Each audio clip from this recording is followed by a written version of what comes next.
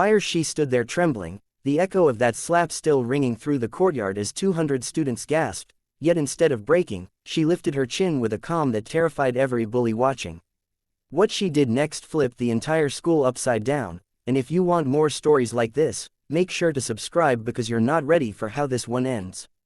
Fire! The slap landed so loudly that even the birds nesting on the school roof scattered in a panic, and for a second the entire courtyard fell into a silence so sharp it felt like the world had paused just to witness the humiliation of a girl who had never asked for trouble, who had never raised her voice, who had never imagined that today, of all days, she would become the center of an explosion that would change not just her life but the entire school's twisted social hierarchy. Because when Mia Santos stood frozen in place with 5 fresh fingerprints stinging across her cheek, the 200 students surrounding her weren't expecting her to fight back, weren't expecting her to do anything but shrink and cry the way the bullies always hoped their victims would, especially Tessa Hargrove, the school's self-appointed queen whose dad sat on the school board and whose mother was the WA tyrant who ruled their gated community like a dictator with a manicure. And maybe that was why everyone gasped when, instead of crying, Mia simply inhaled, blinked away the shock, then lifted her head so slowly and so calmly that the courtyard's tension deepened into something electric, something dangerous,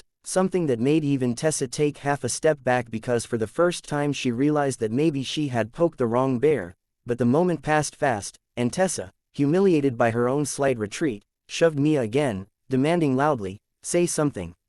Come on, everyone here saw you bump into me, aren't you even going to apologize?" And all Mia did was tilt her head, letting the crowd see the red mark, letting them feel the rising storm brewing behind her eyes, and then she said the words that would ignite the biggest scandal in the school's history, "No. But I will remember this," which hit Tessa harder than the slap she had thrown because it carried a promise, a prophecy, a quiet confidence that made even Tessa's entourage exchange uncertain glances, and in that moment Mia could feel the 200 pairs of eyes on her, judging, whispering, waiting, and when she walked away without another word, Tessa laughed to cover her own fear, but inside she felt something unravel, because she knew she had pushed too far, and bullies like her only stayed powerful when their victims stayed quiet.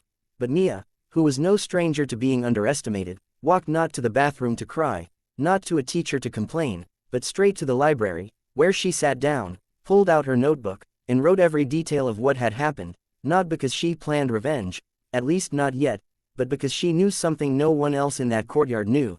The school had just installed a new campus-wide security system after a break-in, and every camera, including the one right above the courtyard tree, was active, recording, storing audio, and she just so happened to know the one person who could access anything digital: her father, Captain Daniel Santos, a cybersecurity specialist and former Air Force intelligence officer who had taught her from childhood that information was power and timing was everything. But she didn't plan to run to him immediately because she knew her dad trusted her to stand on her own feet first, and besides, she had endured far worse than Tessa's slap. She had survived moving 11 times because of her father's military career, survived schools where she didn't fit in, survived neighborhoods where Karens like Tessa's mother tried to control everything from lawn height to the shade of curtains, and Mia had learned one thing from all that experience: bullies crumble when their power is exposed to the light. Still, she needed a better plan, one that wouldn't just punish Tessa but would dismantle the entire system that allowed her to torment others with immunity. And that plan began forming when she overheard 2 freshmen whispering about how Tessa's group had been bullying not just her but half the girls' volleyball team, forcing them to carry textbooks, buying them breakfast under threat, and even blackmailing a shy boy with a photo taken during gym class. And that was the moment Mia decided this wasn't just about a slap. It was about justice, about ending the reign of a girl who had gotten away with everything simply because her mom controlled the WA and her dad controlled school funding.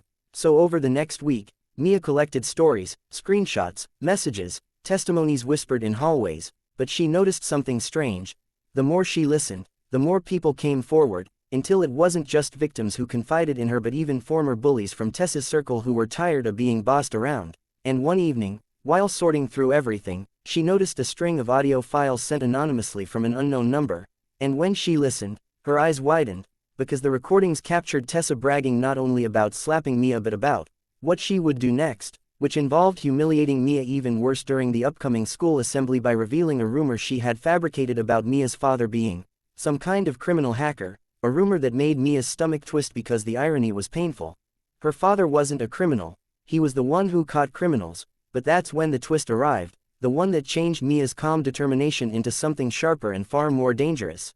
The anonymous number messaged again, revealing not only that they were a witness to everything that happened that day in the courtyard but that they had video evidence too, video that showed the slap clearly, the crowd's reaction, and even the smug grin on Tessa's face afterward. Mia typed back asking who they were, and the reply came instantly: someone Tessa has hurt too. And although the mystery concerned her, the video was undeniable proof, the missing piece she needed to expose everything. Still, Mia waited, because timing mattered, and she knew the best moment would be the school assembly, the very stage Tessa planned to use for her humiliation. But instead of Mia being the target, Tessa would become the spectacle. And on the morning of the assembly, the courtyard buzzed with rumors, half the students already sensing something brewing because Mia walked differently now, steady, confident, untouchable, and even Tessa noticed, sending her minions to intimidate Mia, but they came back shaken, whispering that something about her is different. And when the students filed into the gym, filling the bleachers with chatter and anticipation, Mia sat quietly in the front row, waiting, the USB drive with all the evidence tucked safely in her pocket. The principal began the assembly with his usual speech, but when Tessa strutted up the steps to the stage, flipping her hair and grabbing the microphone like she owned it, Mia stood, took 3 calm steps forward, and said loudly enough for the microphone to pick up, "Actually, Mr. Dalton, before she continues, I have something the school needs to see." And the entire gym fell silent, even the teacher sensing that something massive was about to unfold. Mia handed the principal the USB drive, and though he hesitated, knowing Tessa's father funded half the school projects, he ultimately inserted it into the laptop connected to the giant projector. The first video that played was the slap. Clear, high definition, undeniable, with audio capturing every word Tessa had said before and after. And the room erupted into gasps, whispers, stunned exclamations. But Mia wasn't done. She had compiled everything into a single chronological file showing witness testimonies, screenshots of threats, audio recordings of Tessa bragging, and even footage from other days showing her tormenting students. And by the end of the video, Tessa had gone pale, trembling, her mask shattered in front of 600 students and staff. But the true explosion came when the final slide appeared, a legal notice prepared by Mia's father outlining the consequences of harassment, assault, defamation, and digital misconduct, signed officially by his cybersecurity division, which had helped trace the audio leak and confirm the recordings' authenticity. The principal looked torn between horror and relief, teachers stared in disbelief, and Tessa, who had always believed she was untouchable, collapsed into a sobbing heap as the entire gym watched in stunned silence.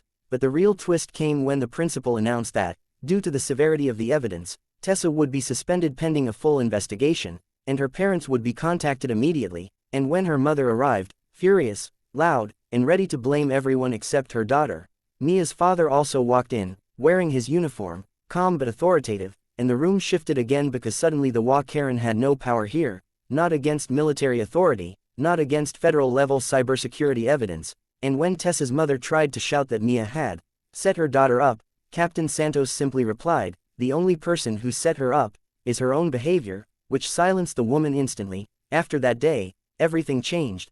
The school implemented anti-bullying reforms, students who had once been afraid now walked freely, teachers enforced rules fairly, and Mia, though she didn't ask for it, became a quiet legend, the girl who stood up not with fists, not with anger, but with truth. And as for the anonymous sender of the original video, they revealed themselves weeks later. A boy named Adrian, Tessa's former friend who had been blackmailed into helping her but had finally found the courage to break free. And with time, he and Mia became close, not because she needed saving, but because he respected her strength. And whenever new students arrived and whispered about the courtyard slap story, the older students would only smile and say, "You think the slap was the big moment?" No, it was her response that changed everything.